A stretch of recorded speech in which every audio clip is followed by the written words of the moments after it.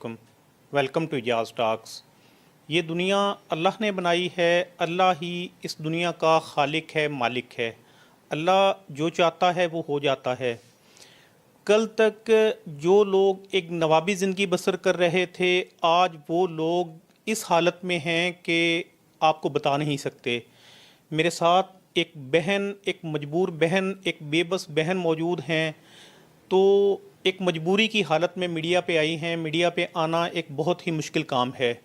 तो आइए इनसे बात करते हैं कि क्या मजबूरी थी इनकी कि ये कैमरे के सामने आई। जी अस्सलाम वालेकुम। वालेकुम सलाम। अच्छा बहन बताएं, आपका नाम क्या है? मेरा नाम आयशा है। आयशा है।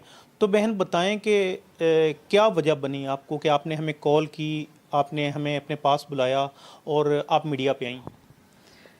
मजबूर होकर आई हूँ। मेरे हस्बैंड की डेथ हो चुकी हुई है और कोई कमाने वाला नहीं है, कोई भी सहारा नहीं है।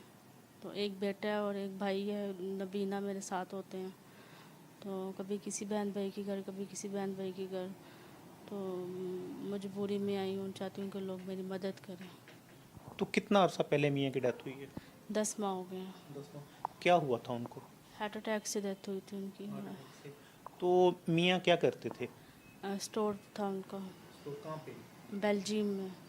बेल्जियम में। तो आप पाकिस्तान में रहती थी? हाँ जी, मैं पाकिस्तान समनाबाद में रहती थी। इस्लामाबाद में। तो क्या जो कारोबार था उनका अपना था या किसी के पास काम करते थे? पार्टनरशिप पे किसी के साथ काम करते थे। तो उसी आदमी ने नंबर था मेरा उन भाई का। तो लेकिन उन्होंने भी कोई हेल्प नहीं की, कुछ नहीं, उन्होंने भी मुझे ब्लॉक कर दिया। और वो कहते हैं कि मेरे अकेले का सारा कुछ, तो ऐसे कोई भी हेल्प नहीं की, कुछ भी नहीं मेरी मदद की उन्होंने। तो आपने कोशिश नहीं की कि आप वहाँ पर जाएं और अपना हिस्सा मांगें? वो तो पाकिस्तान नहीं है, ना ही पाकिस्तान की वहाँ पे अदालतें हैं। वहाँ पे तो इंसाफ मिलता है। तो आपने कोशिश नहीं की वहाँ पे जाने की?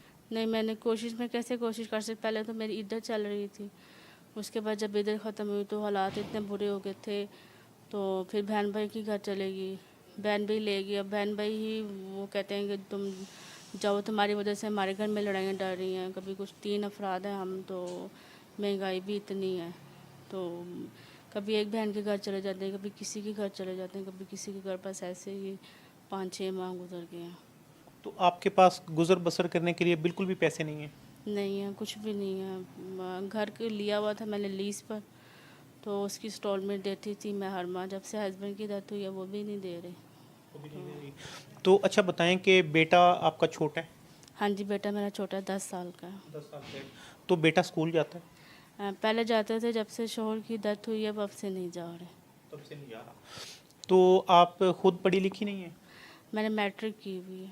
तो कोशिश करती अगर बच्चे को घर में थोड़ी बहुत तालीम दिलाती? वो तो घर में तो जितना मैं पढ़ा सकती हूँ पढ़ा रही हूँ, लेकिन आपको पता है बच्चे नहीं पढ़ते। वो बच्चे ने शुरू से जब से आँख खोली है अच्छा एक माहौल देखा है। अब वो देखता है कि जब मेरी मामा की इंसल्ट हो रही है, मेरी हो रही है, हम सारा सारा दिन हम बैठे होते हैं, बिना ही फ़ैन भी बंद कर देते हैं, खाने को भी नहीं सारा दिन कुछ बनता। बच्चा है छोटा सा, वो बस वो भी थोड़ा सा डिस्टर्ब हुआ, मैं भी डिस्टर्ब हूँ, बस ऐसे ही। जॉब के लिए भी मैंने बहुत जगह अप्लाई किया। आपको पता है मेरी क्वालिफिकेशन हो तो जॉब मिलती है, ऐसे नहीं मिलती। तो अच्छा मुझे बताएं कि अभी जो लोग आपको देख रहे हैं सामने, उनसे आपकी क्या अपील है? मेरी ये अपील है कि प्लीज़ मेरी मदद की जाए। मैं एक तो मेरा घर जो मैं लिया हुआ है वो जिससे लिया हुआ है वो कहते हैं कि अगर आप नहीं बाकी इंस्टॉलमेंट देंगी तो वो घर ख़त्म हो जाएगा। और मैं चाहती हूँ कि मेरे बेटे को अच्छी तालीम मिल जाए। अगर कोई मेरी मदद कर सके तो प्लीज़ मैं लोगों से हेल्प चाहती हूँ। तो अच्छा मुझे एक बात बताएं, ज़िंदगी बहुत बड़ी है, बच्चा आपका छोटा है मैंने देखा है। तो क्या ज़िंदगी सारी ज़िंदगी ऐसे ही अकेले गुजारेंगी? क्योंकि जो हेल्प होगी वो तो एक आर्जी हेल्प होगी। तो इसमें ज़िंदगी बहुत बड़ी है, तो बहुत मुश्किल होगा अकेले ज़िंदगी गुजारना। ज़माने की बदनज़री, ज़माने में रहना, इस ज़माने में बहुत मुश्किल है कि अकेली औरत का ज़िंदगी बसर करना। तो फिर आपने अपनी जो आने वाली ज़िंदगी है उसमें आपने क्या फ़ैसला किया है? मैंने ये जा देख लिया 4-5 महीने में कि ज़िंदगी कितनी मुश्किल है और ज़िंदगी कितनी मुश्किल से गुजारी जाती है। देखें कि आगे सोचने के लिए पहले आज का वक्त तो ख़त्म हो जाए तो आगे भी सोच लिया जाएगा, लेकिन मैंने कुछ सोचा नहीं है। जो होगा अल्लाह की तरफ से अच्छा ही होगा। अगर कोई ऐसा शख्स जो आपके अखराजात पूरे करे, आपको एक छत मुहैया करे, आपके बच्चे को अपने बच्चों की तरह रखे और आपके अखराजात भी पूरे करे, आपको खुशियाँ दे, तो फिर आप उसके बारे में क्या सोचेंगी?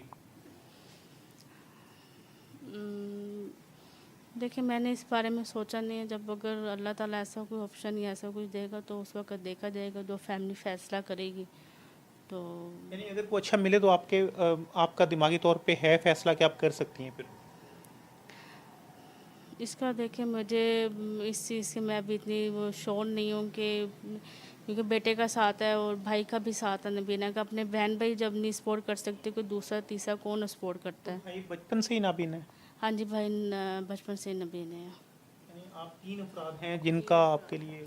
हाँ जी, 3 अफ़राद हैं और देखें कि मैं तो चले मजबूर हूँ, मेरे हस्बैंड की भाई भाई को भी बहन भाई नहीं रखते। जहाँ मैं जाती मेरे साथ वो बेचारा भी जाता है। उसको भी कोई रखने को तैयार नहीं होता है कि चलो भी अब मेरी रिस्पॉन्सिबिलिटी उसकी मुझे दी हुई थी।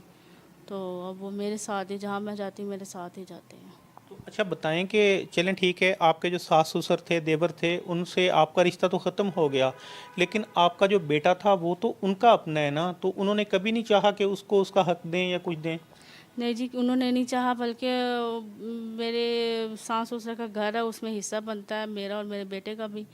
तो उन्होंने तो बल्कि यहाँ तक कहा कि कोई हिस्सा नहीं बनता, कुछ भी नहीं। मैंने आपसे कहा ना, जब इंसान के हालात अच्छे होते हैं सब होते हैं, जब नहीं होते तो कोई भी नहीं। वो कहते तुम्हारे बहन भाइयों की ज़िम्मेदारी है वो करें, तो बहन भाई कहते हैं हमारी ज़िम्मेदारी नहीं है।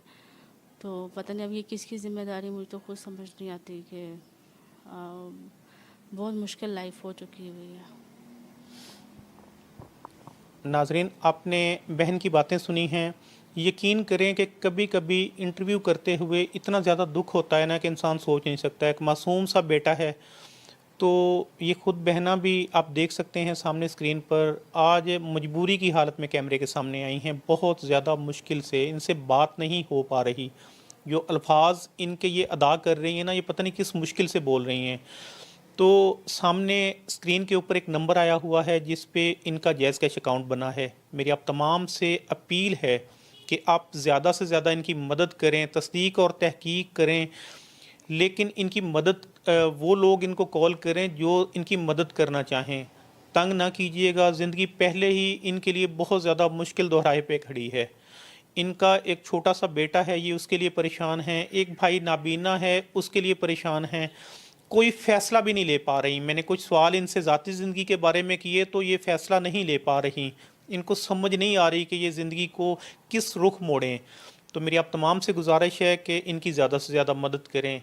इसी के साथ ही इजाज़त चाहते हैं। अल्लाह निगहबान।